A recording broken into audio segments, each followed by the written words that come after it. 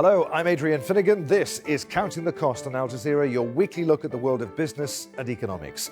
This week, why is it so profitable to be a cigarette maker despite all the taxes and health warnings? We'll look at how the economics of nicotine addiction help to boost the industry's margins. Also this week, cyber criminals are diversifying their business and learning from state-sponsored espionage. So says the founder of Kaspersky Lab, the Russian antivirus company. Plus, Venezuelan opposition leaders accuse Goldman Sachs of propping up a dictatorship, but it's not the only asset manager investing in the world's worst performing economy. Smoking kills. So if you're in an industry where your product is damaging the health of the people who buy it and they know it, then in theory you should go out of business. But shares in companies listed in the Bloomberg Tobacco Producers Index have risen 351% since 2009. That makes it one of the best investments of the past decade. Graphic warning labels and taxes seem to have some impact on reducing the number of smokers, but less so on industry profits, which keep rising. And investors can't quit buying the stocks because operating profits continue to go up. Although some pension funds and life insurers have turned their back on the sector, it's still not enough to hit big tobacco where it hurts. So let's take a closer look at the unique dynamics of the nicotine economy, starting with the actual price of a pack of cigarettes. An average pack cost an estimated $6.42 in the US last year, including taxes. The average pack costs $10.62 in the UK and $17 in Australia, according to the Wall Street Journal. Why so? Well, different tax regimes around the world mostly account for the difference in price. But governments are not as hooked as the consumers who buy the cigarettes. Consumers cough up for higher prices because they crave the drug in tobacco, nicotine. And without nicotine addiction, there would simply be no tobacco industry.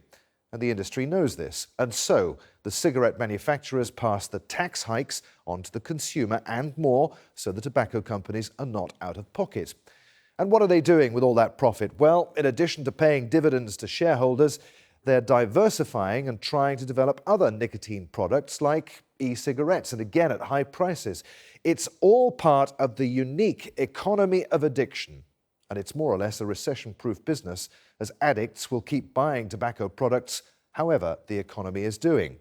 Well, a new study has found that so-called light cigarettes may be behind a spike in lung cancer cases. Heidi Jo Castro reports. The mystery had worried the American health community for years. Why were more smokers dying from the deadliest form of lung cancer, even as more people were quitting smoking? The suspected culprit, the cigarettes themselves. For sure, something changed in the cigarettes over the last 40 or 50 years to make them more dangerous. That something, according to lead researcher Peter Shields of The Ohio State University, is this ring of holes now found on most cigarettes sold in the U.S. They allow the smoker to inhale air with every dredge of smoke, leading to the perception that these so-called light cigarettes are healthier. But in reality, the study found they are more deadly. Cigarette burns down less quickly and at a lower temperature. That allows for an increased amount of cancer-causing chemicals to be in the smoke. Adenocarcinoma is the result. Fewer than 5% of people diagnosed with it live beyond 5 years. It's now the most common type of lung cancer in the U.S., and the study directly links it to the light cigarettes design. These so-called light cigarettes are regulated in the United States. The government bans tobacco companies from putting the labels of light or low tar on the packaging. But researchers say the government must go further by banning this type of cigarette altogether. The holes have no public health benefit at all. There's no reason why they need to be there. Researchers say tobacco companies have known of the light cigarettes' increased dangers for decades, but said nothing. Now, researchers say it's up to regulators to take action. All right, joining us now from Geneva, Jeremias Paul. Jeremias is the coordinator of tobacco control economics with the World Health Organization. Good to have you with us. Despite the reduction in smoking rates, at least in the developed world, Jeremias, tobacco stocks themselves are still highly rated by investment portfolio managers. What are the ethics at play here as far as investment is concerned? It's one of the things about tobacco industry is that they have high returns because it's an addictive product, and they have the pricing power. I mean, even if you increase taxes, they pass on the taxes to the others. But more and more investment companies are essentially moving away from the tobacco industry. An example would be CalPERS. Another would be AXA. During the World No Tobacco Day, there was an announcement by a group of investors that they were representing about $3.8 trillion dollars that they were moving away from tobacco. This issue of how much tax the tobacco companies pay as they attempt to diversify now away from tobacco products that you burn to nicotine products like electronic cigarettes. They're still making a profit out of people's addiction. Should tobacco companies therefore be paying much more of the tax burden here? Absolutely, they should pay more taxes. As if they cost death, they should be taxed to death. In the case of the Philippines, they passed a law in 2012 which significantly increased tobacco taxes by over a period of 5 years. That's about 1,000%. And in the first 4 years of implementation, they generated about $5.2 billion in additional revenues, bulk of it which came from tobacco taxes. And in the latest Global Adult Tobacco Survey, there was a reduction in the tobacco use prevalence of about 20%, relative reduction of 20%, which essentially proves that increasing taxes generates a lot of revenues, but at the same time reduces consumption. But if you increase taxes, you should also be able to offer services that help people to quit smoking. Really good to talk to you on Counting the Cost. Many thanks indeed for being with us. Thank you. Now, a new law has come into force that gives the Chinese government greater control over the internet. Critics argue that the cybersecurity law will mean unprecedented access to technology and data held by foreign companies doing business in China. Rob McBride reports from Beijing. The new law was approved in November by China's National People's Congress. China says it's necessary to safeguard cybersecurity and protect against hackers from within and outside the country. It follows similar moves by other countries, especially in the wake of revelations by former CIA employee turned whistleblower Edward Snowden of internet spying by US intelligence agencies. But the extent of China's controls prompted concerns at the time from human rights groups. They're urging companies to push back against the law. I think it's more important that they really consider how they're going to operate in China, if they want to operate in China, and really push the Chinese government on these questions. What concerns critics are the broad powers the law will give China as it pursues so-called cyber sovereignty, that is, control of the internet within its borders. Companies in key industries will need to open up their computer systems for security examinations. Most of their data will need to be stored locally, and crime investigations will have access to that data. And for many companies doing business in China, there is uncertainty about just what the law requires them to do. Still have a lot of uncertainty and unclarity about the implementation rules. And for the industry, we need a clear guidance and how we can comply with this law and this continuation of our business without a huge impact in China. But in a market that offers great growth potential in IT and e-commerce, it seems companies wanting a share of it have little choice but to comply with whatever new rules China wants to set. Now, if you're a Russian cybersecurity firm these days, you're not going to be very popular in some circles in the US. In fact, just this month, top US intelligence chiefs have publicly expressed doubts about the global cybersecurity firm Kaspersky Labs because of its roots in Russia. Al Jazeera's Yara Boumelem caught up with CEO Eugene Kaspersky at the technology conference CeBIT Sydney. She began by asking him if the company he founded poses a threat to US national security. It's false. Technically speaking, it's very hard to inject any wrong functionality in our product. We just designed the software development in such a way. It's not possible to do it without 10 or 20 people knowing that. If there are 2 people or 3 people knows that, it means that everyone knows it. So it's technically not possible. And second, it's just a suicide for the business, because there are hundreds or maybe thousands of hackers or intelligence services. They analyze our product, and anything which is hidden, if it's there, it will be disclosed and reported. So that will be the most stupid thing to do. How do you see cybercrime evolving over the next 5 years? The trends which we see right now, and I'm sure it will be the same in the near future, the cybercrime is getting much more professional.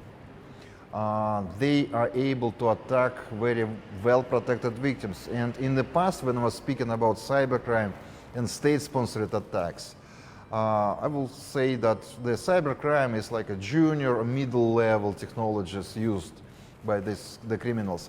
With the state-sponsored attacks, it was a higher level, upper level.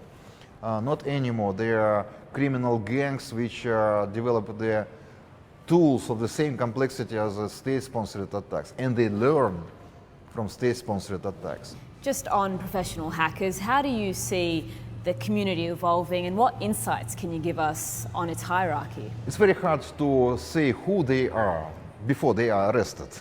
But working in cybersecurity for years, I will say that there are different areas in hackers' attacks, and most of their junior or middle-level attacks, they speak Chinese, Spanish, Portuguese languages, mostly Latin American dialects, Turkish, Russian, native English, broken English. So quite a lot of languages in this area.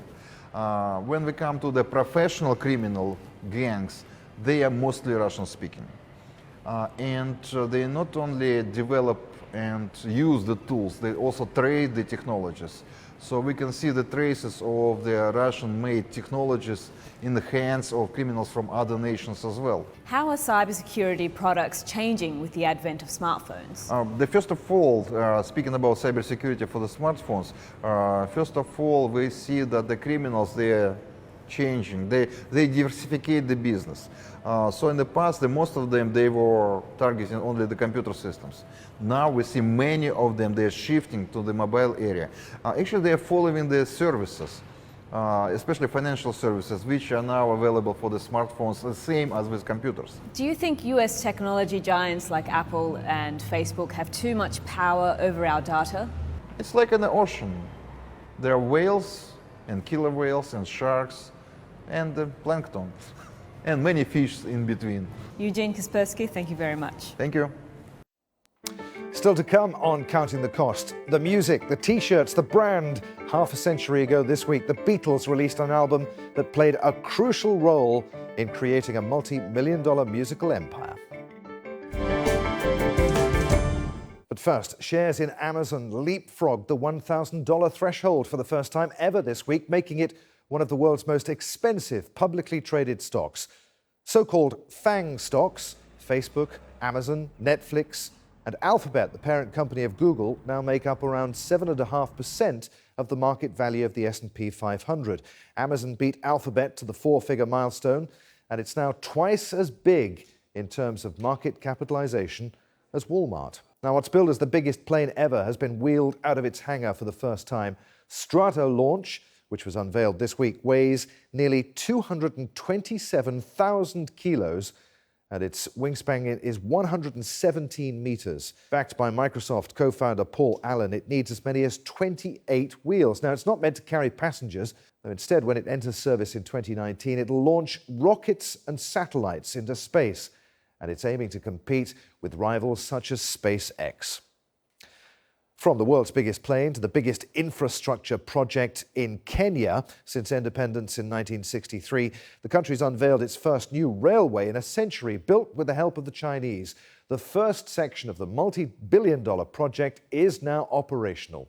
The route will eventually link Kenya to several of its neighbours. This East African rail project, the latest example of China's increasing clout in Africa. But it's been hampered by allegations of corruption, high costs and threats to the environment. Catherine Soy reports. More than 100 years after the first wagons chugged their way slowly from Mombasa to Nairobi, Kenya's new railway is ready to go. This is after 2.5 years of construction of the first phase of what is the country's most ambitious and expensive project since independence. The cost so far, $3.25 billion. When the entire railway from south to western Kenya through the Rift Valley is completed, the government is likely to have spent about $10 billion, most of that funded from Chinese loans.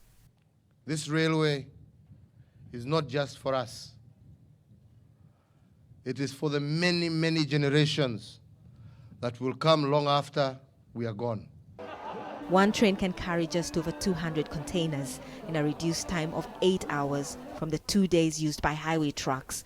This is where the government hopes to get most of its revenue. At 120 kilometers an hour, the passenger train will take about 4.5 hours from Mombasa to Nairobi. The old train took 12. Along the way, it passes scenic landscapes and some of the country's iconic animals. The train is comfortable, it's very smooth, and I'm really enjoying. We're now passing through Tsavo Game Reserve, which has a huge wildlife population. This railway line will eventually also cut through the Nairobi National Park, and that is worrying many conservationists. Economists, on the other hand, say the cost of construction is just too high. It replaces this, the expensive colonial-era line that British parliamentarians dubbed the Lunatic Express more than a century ago because of the cost and logistical problems. The debate around the new railway's construction costs is just as heated as it was in England back then. If you compare the cost of the SGR per kilometre relative to that has been constructed by our neighbours, but chiefly Ethiopia, Kenya's railway line costs are almost 40 to 50% higher. It's an extremely expensive piece of railway, especially since the technology is also not up to date. The railway service will be fully operational by January. The government says this will transform the economy and create jobs. Critics argue that to get value for money, Kenya has to find a better way of repaying the hefty Chinese loans and meeting operational costs. Goldman Sachs is being accused of making a profit at the expense of the people of Venezuela. Demonstrators gathered outside the bank's headquarters in New York this week. They're angry about the bank's purchase of almost $3 billion worth of bonds in the country's state-owned oil company. Venezuela's running out of food and medicine, but the government continues to pay its creditors or bondholders to prevent a debt default. Those creditors, like Goldman's asset management arm, are buying corporate and sovereign debt because of the potential to make big profits, betting that the country will continue to pay the interest on that debt. Joining us now from London, Edward Glossop, who is a Latin America economist at Capital Economics. Good to have you with us again. Edward, what's your take then on this near $3 billion purchase of Venezuelan bonds by Goldman Sachs? Well, I think it's steering clear of the moral issues surrounding the transaction. I think the key point is that it's helped to fund President Maduro's regime for a few months longer. So it's boosted foreign currency FX reserves at the central bank. That in turn should mean the central bank can fund a few more months of imports and a few more months of debt servicing. So moral obligations aside, it's helped to fund President Maduro's regime for a few more months. You've skirted around it there, Edward. It is Goldman Sachs is effectively propping up the Venezuelan government with this purchase. Is that ethical for a company like that to do this? We don't want to take any position on the moral obligations, but I mean, for what it's worth, investors are piling into Venezuelan debt every single day. So if you hammer Goldman Sachs, you have to hammer others as well. Obviously, the central bank is extremely desperate for cash at the moment. It has some assets and it needs to liquidate those assets. It has gold reserves. So, for example, in the coming months, it might need to liquidate or will need to liquidate some of its gold reserves. Then that becomes another question whether anyone is willing to purchase Venezuela's gold So the central bank is desperate. So why is it that investors around the world are so willing to, as you say, pile into Venezuelan debt at the moment, a country that's in the midst of political and economic turmoil? Well, simply the only way is up, really. So Venezuelan bonds have sold off so far that if you believe that their political and economic transition is just around the corner, then you'd obviously you pile into Venezuelan debt for the prospects that the prospects might be potentially brighter looking ahead. Okay. Now, for our part, we don't actually think that a political transition is imminent. There have been a few noises surrounding opposition towards the government from within the government's inner circle, but they don't seem to have gained traction. So for now, we don't see an imminent transition. What happens in the meantime if the Venezuelan government defaults on those bond payments? Well, I think the key point to make is that a default doesn't appear imminent either. One of the big lessons from the past few years is that the government in its current form is willing to do simply whatever it takes to service debt at the expense of humanitarian crisis and massive import compression. And so there's little to suggest that is actually going to change in the near term. It's also worth noting that the debt servicing burden is actually going to be a bit smaller over the next year or so compared to what it has been over the past year. So that should also favour the prospects for debt servicing over the next few months. Okay, so say somewhere down the line we get a new Venezuelan government, that the Maduro government is gone and Venezuela changes direction politically. What happens if any new Venezuelan government, some time in the future, refuses to service those bonds because they were issued by the previous government to prop it up? Well, simply it would depend on what grounds they are willing to default on to not service those bonds. If it's just on the basis of moral grounds, then I'm not sure that would cut it. If it was based on any other legal issue, then they might be able to find a legal loophole to not service those debts. I think the key point is that if you were to default on this particular bond, then you'd have to be essentially defaulting on other bonds, and we'd essentially get either a holdout crisis, as we had in Argentina, or alternatively you get a really big messy restructuring that wouldn't be good for anyone. Where's the positive in this then? Just remind people why Venezuela is such an important economy. It's to do with oil mainly, isn't it? Well, yeah, it's got the biggest oil reserves in the world. The issue is that it lacks the investment to monetize those massive reserves. And so obviously in the future, potential growth could conceivably rise if we were to get very large investment flows following a potential debt restructuring. So there's a lot of upside for Venezuela at the moment, but of course it's very difficult to see given the very sad images we're seeing every day now. Edward, it's always great to talk to you on Counting the Cost. Many thanks indeed for being with us. Thank you very much.